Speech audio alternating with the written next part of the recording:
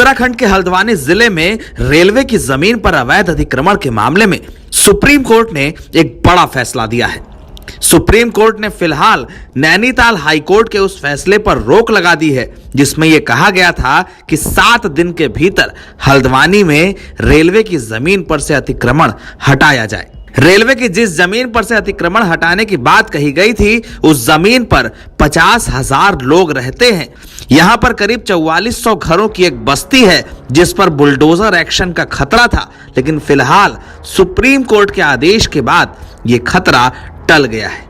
Supreme court ने इस फैसले में यह कहा है कि फिलहाल हमें किसी भी मामले के मानवीय पहलू को देखना होगा। सुप्रीम कोर्ट ने यह कहा है कि फिलहाल नैनीताल हाई कोर्ट के फैसले पर रोक लगाई जाती है। कोर्ट ने यह भी कहा है कि हम इस फैसले पर अभी सरकार और रेलवे के जवाब का इंतजार करेंगे।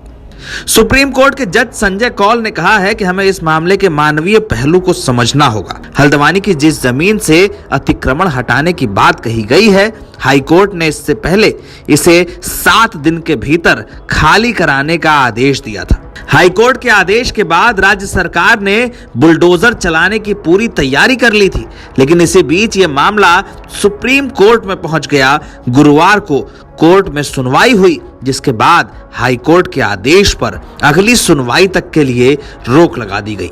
वहीं दूसरी ओर सुप्रीम कोर्ट में सुनवाई से पहले हल्द्वानी की गफूर बस्ती में सैकड़ों लोगों ने एक साथ नमाज पढ़ी, दुआ मांगी कि उनका घर बच जाए। लोगों ने यह कहा कि जिस घर को सरकार बुलडोजर के तले रौंदना चाहती है वो उनका आशियाना है। इस ठंड में अगर घर ही ना रहा तो ये लोग कहां जाएंगे। वहीं सरकार और रेलवे की यह दलील थी कि जो जमीन इन लोगों ने कब्जा कर रखी है वो सरकारी है। रेलवे ने कहा कि उसके पास पुराने रेवेन्यू रिकॉर्ड्स हैं।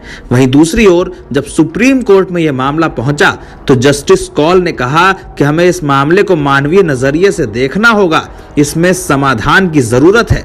सुप्रीम कोर्ट फिलहाल 7 फरवरी तक इस मामले पर कोई भी एक्शन ना हो ऐसा आदेश दे चुका है। कोर्ट ने यह भी कहा है कि फिलहाल इन परिवारों को राहत होगी। कोर्ट ने कहा है कि इस मामले में कोई समाधान निकालना होगा। पुनर्वास की व्यवस्थाओं पर भी सरकार से जवाब मांगे गए हैं, लेकिन यह बात साफ है कि फिलहाल इन बस्तियों पर बुलडोजर नहीं चलेगा।